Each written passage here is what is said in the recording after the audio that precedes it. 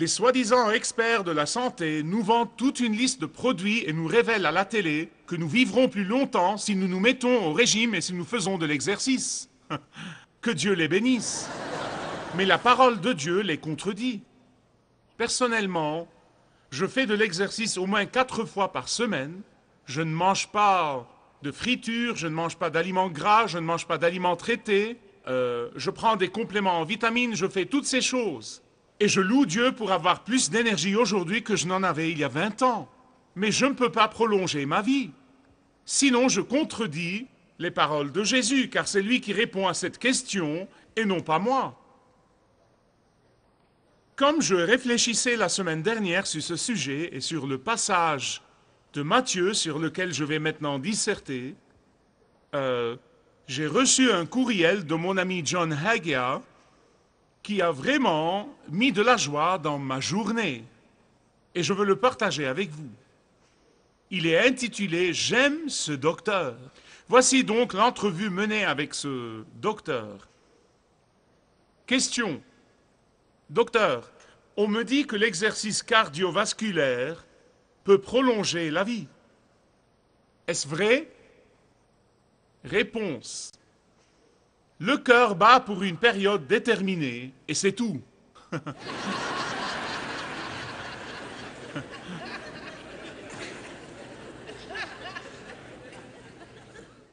Tout finit par s'user finalement. Accélérer le rythme du cœur ne prolonge pas la vie.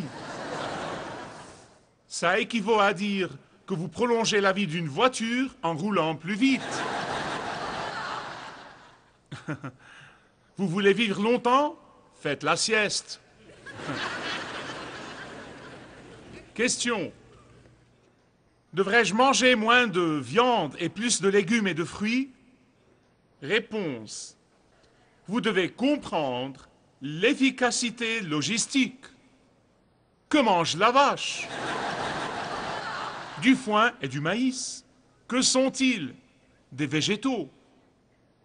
Le steak n'est donc qu'un mécanisme efficace pour transmettre ces végétaux au corps.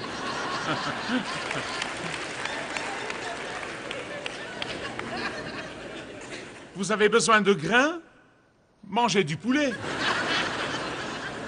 La viande de bœuf est aussi une source de végétaux verts à feuilles. Eh bien, laissez-moi venir à la conclusion. Cette entrevue est un peu longue. Laissez-moi venir à la conclusion. Il a finalement dit « Les Japonais mangent très peu de graisse et ont moins de crises cardiaques que les Américains. Les Mexicains mangent beaucoup de graisse et ont moins de crises cardiaques que les Américains. Les Chinois boivent très peu de vin rouge et ont moins de crises cardiaques que les Américains. Les Italiens boivent beaucoup de vin rouge et ont moins de crises cardiaques que les Américains. Les Allemands boivent beaucoup de bière et mangent beaucoup de saucissons et de graisse et ont moins de crises cardiaques que les Américains. Conclusion, mangez et buvez ce que vous voulez, c'est la langue anglaise qui vous tue, à ce qu'il paraît.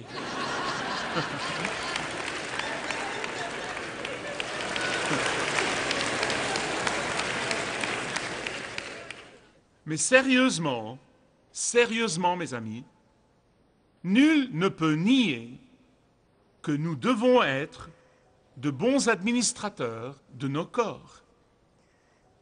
Tant que le croyant en Jésus-Christ vit sur cette terre, le Saint-Esprit demeure en lui, et c'est pourquoi Paul appelle le corps du croyant un temple, car le temple, c'est là où demeure le Saint-Esprit, et là où demeure le Saint-Esprit, l'abus et la négligence de nos corps ne devraient même pas être envisagés.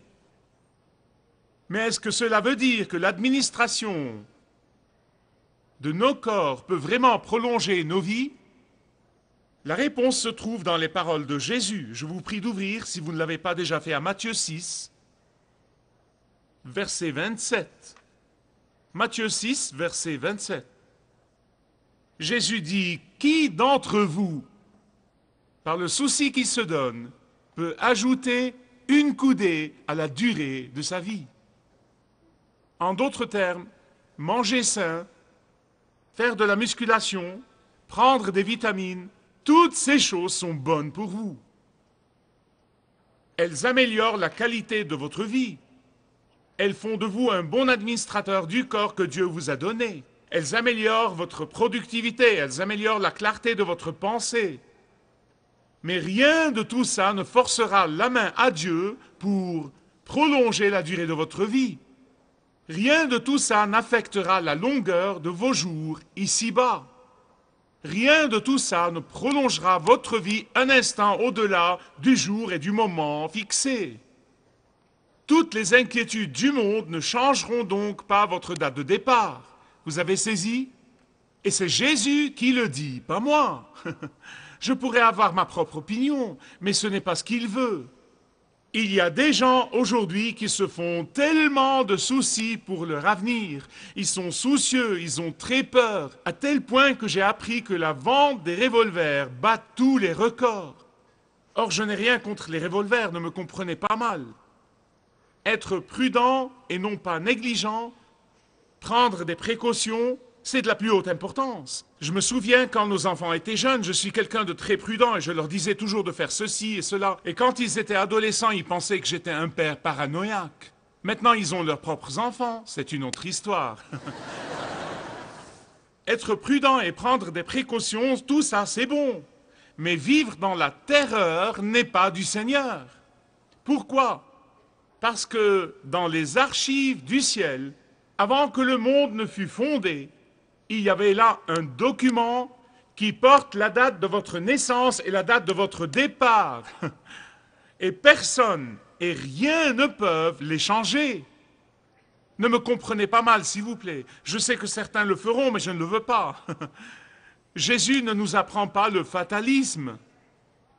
Jésus nous apprend à mener une vie pleine de joie, pleine de paix et pleine de contentement tous les jours de notre vie. Tant que nous vivons sur terre, Jésus veut que nous menions cette vie dans toute son étendue et que nous connaissions la vie abondante en lui. Écoutez à nouveau les paroles de Jésus. Qui d'entre vous, par le souci qui se donne, peut ajouter une coudée à la durée de sa vie? Et voilà la réponse à laquelle on s'attend. Personne. L'inquiétude est comme un fauteuil à bascule. Elle vous donne quelque chose à faire, mais elle ne vous prend nulle part. Vous n'arrivez nulle part. En fait, les quelques versets qui précèdent le verset 27, comme je vous ai toujours enseigné, mettez le texte dans son contexte, ne le prenez jamais hors de son contexte. J'ai commencé avec ce verset car je veux revenir au verset qui le précède. Dans les quelques versets qui précèdent le verset 27, vous verrez que Jésus parle de la source même des soucis et des inquiétudes. Ça ne sert à rien de nous dire de ne pas nous inquiéter sans nous indiquer la source même de notre inquiétude. Verset 19.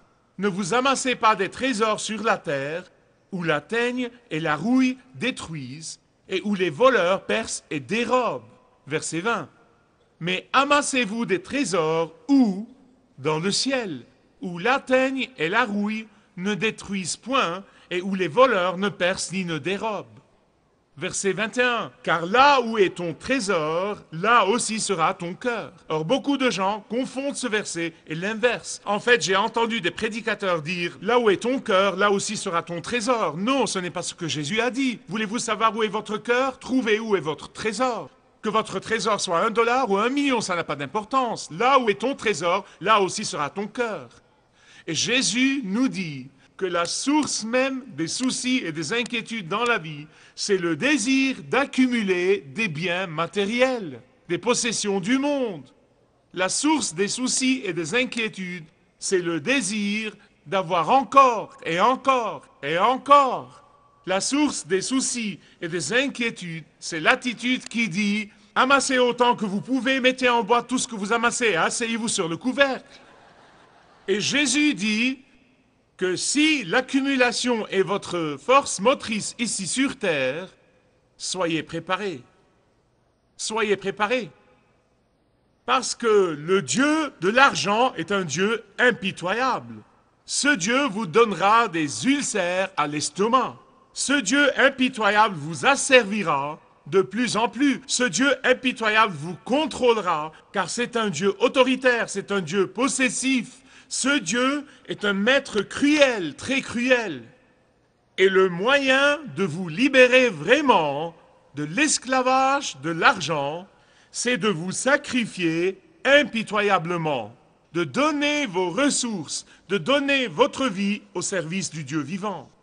Et c'est pourquoi Jésus dit, cherchez premièrement le royaume de Dieu et sa justice, et toutes ces choses, le Seigneur sait que vous en avez besoin, il va vous les donner. Maintenant, s'il vous plaît, encore une fois, ne me comprenez pas mal. Quand vous venez à ce sujet, ça prête toujours à des malentendus. Je l'ai appris tout au long de mes 30 ans de ministère, plus de 30 ans. Mais voilà ce que je veux vous dire. Il n'y a pas de mal à l'argent. Il n'y a pas de mal à la richesse. Je connais des gens dans cette église dont le but dans la vie est d'avoir de l'argent, de gagner autant d'argent que possible pour le donner au travail du royaume de Dieu. Il ne s'agit donc pas de savoir si vous avez des possessions. Il s'agit de savoir, est-ce que vos possessions vous possèdent? Et c'est pourquoi Jésus dit ici, il dit que l'antidote contre les soucis et les inquiétudes, c'est d'utiliser vos ressources, d'utiliser vos possessions pour servir le Seigneur. Le secret d'une vie sans soucis, c'est de consacrer vos ressources au travail de Dieu. Regardez le verset 24. Nul ne peut servir deux maîtres, car ou il haïra l'un et aimera l'autre. Vous ne pouvez servir Dieu et l'argent. Que dit Jésus ici? Écoutez avec soin, s'il vous plaît. Il dit que si vous êtes l'esclave de l'accumulation, alors cet esclavage n'est pas simplement un passe-temps. C'est en fait un esclavage dévorant. Vous me dites pourquoi? Parce que les esclaves sont à la disposition de leur maître. Les esclaves passent tous les caprices de leur maître. Les esclaves sont complètement possédés et contrôlés par leur maître. Et Jésus a dit que vous ne pouvez pas être esclave à deux maîtres. L'un des deux dominera votre vie. Et il s'agit de savoir qui domine votre vie. Qui domine votre vie? Si l'accumulation et la sécurité terrestre, si la sécurité matérielle et l'accumulation dominent votre vie, soyez préparés à toutes sortes de douleurs qui viennent de l'inquiétude et viennent des soucis et viennent de la peur. Si votre trésor n'est que sur cette terre seule, et fort peu de votre trésor va au ciel où vous passerez votre éternité, alors vous pouvez être sûr que vous aurez une vie d'agitation et de mécontentement. Jésus dit que ces deux maîtres sont diamétralement opposés. Ils ne peuvent pas coexister. L'un vous aidera à marcher par la foi, l'autre vous fera vivre dans la peur. L'un vous apportera la vraie paix et la joie au milieu des moments difficiles, l'autre vous rendra l'existence impossible, même au milieu de la prospérité. Il s'agit donc de savoir qui est votre maître. Qui est votre maître? C'est la question la plus importante que vous pouvez vous poser après le salut. Qui est mon maître? Pourquoi? Parce que la réponse à cette question déterminera si vous vivrez dans la paix et la joie et la vraie prospérité, ou si vous vivrez dans le souci et l'inquiétude et la peur pour le reste de votre vie. Verset 25 de Matthieu chapitre 6, Jésus dit, « Par conséquent, je vous dis, ne vous inquiétez pas. » Rappelez-vous que je vous enseigne dans cette église que chaque fois que vous voyez par conséquent dans la Bible, vous devez découvrir pourquoi il est là. Vous devez trouver pourquoi c'est là dans le texte. Pourquoi est-ce très important de savoir qui est votre maître? Parce que si Jésus est votre maître, si son royaume domine votre pensée, si sa gloire domine l'utilisation de vos ressources, vous aurez la joie et la paix et le contentement, quoi qu'il puisse arriver à l'économie. C'est important, Jésus dit par conséquent. Par conséquent, à propos, j'ai une nouvelle à vous apprendre, d'accord? Lorsqu'il s'agit de l'inquiétude et des soucis, peu importe que vous soyez riche ou pauvre, vous avez saisi, ça ne change rien. Savoir qui est votre maître est ce qui change tout dans votre vie. J'ai connu des gens dans le ministère, qui sont très attachés à l'argent. Et j'ai connu des gens riches qui ne sont pas des esclaves de l'argent. En fait, ils utilisent l'argent comme leur esclave et non pas le contraire. Ça n'a rien à voir donc avec la richesse ou la pauvreté. Ça n'a rien à voir avec ce que vous possédez. Ça a tout à voir avec ce qui vous possède. Ça n'a rien à voir avec combien vous avez, mais ça a tout à voir avec qui vous considérez comme la source de tout ce que vous avez. Quand vous savez et que vous mettez en pratique. Beaucoup de gens savent, mais ne mettent pas en pratique. Beaucoup de gens savent et ne pratiquent qu'en parole.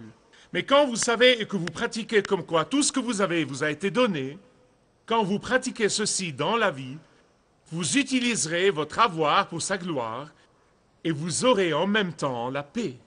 Pourquoi? Parce que celui qui vous a donné tout ce que vous avez maintenant est tout à fait capable de vous donner beaucoup plus. En fait, il désire faire ça pour ses enfants. Si, et voilà la condition requise, parce que tout le monde dit j'aime cette partie, mais il y a une condition requise pour ceci. Il aime donner à ses enfants beaucoup plus de ce qu'ils ont s'ils sont prêts à être des conduits et non pas des réservoirs. Il aime donner à ses enfants s'ils sont des canaux et non pas des flaques d'eau. À ce moment-là, le Seigneur prendra plaisir à répandre sur vous la bénédiction en abondance afin que vous la distribuiez.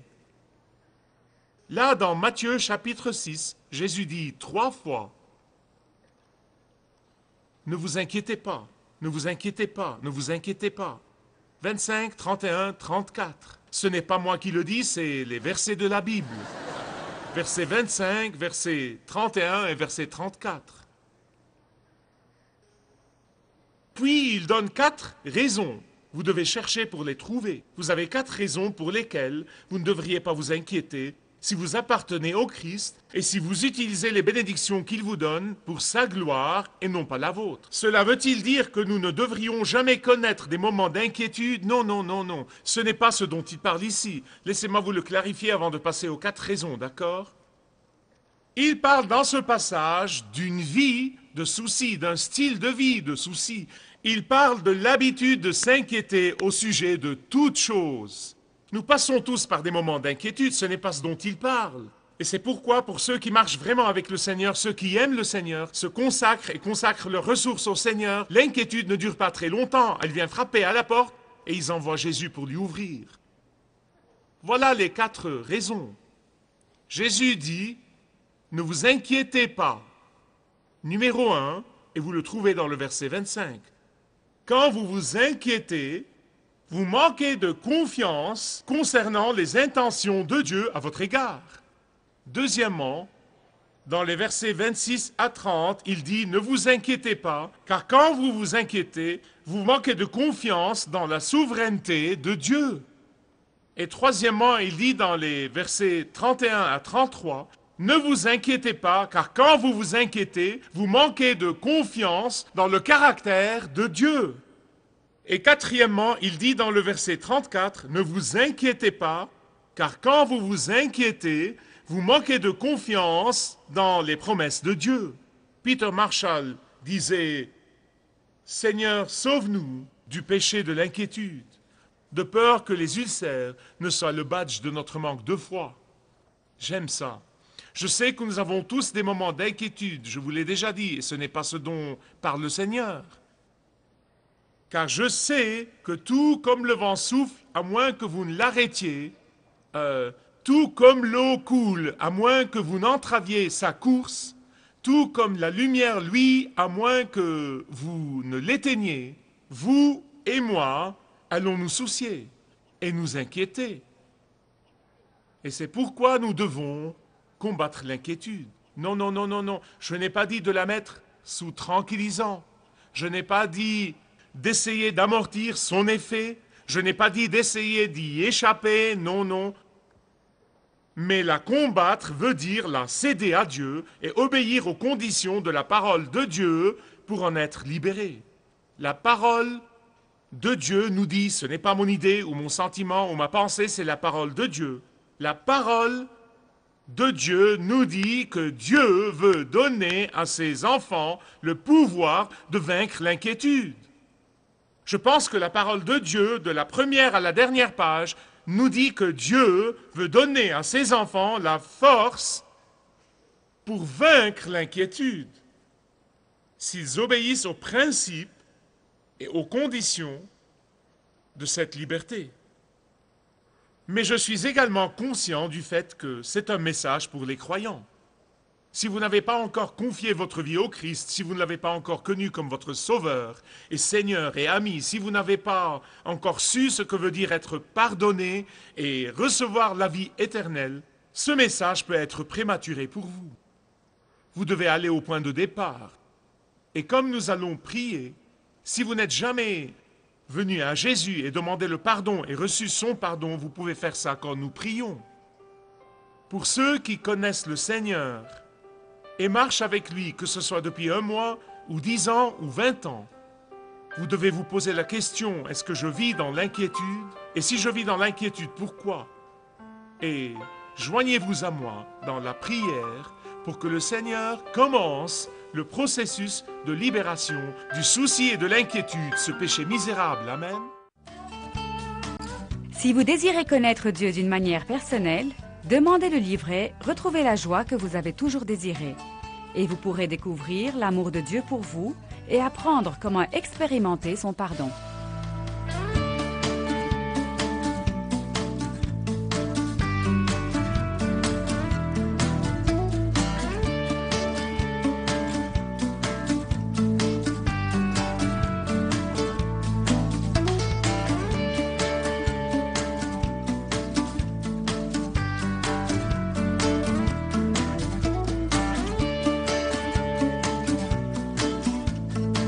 Si vous avez une relation personnelle avec Dieu et vous êtes intéressé à marcher plus intimement avec lui, demandez le livret « 7 pas sur le chemin de la foi » qui vous guidera dans une relation plus profonde avec votre Père Céleste. Demandez votre livret gratuit.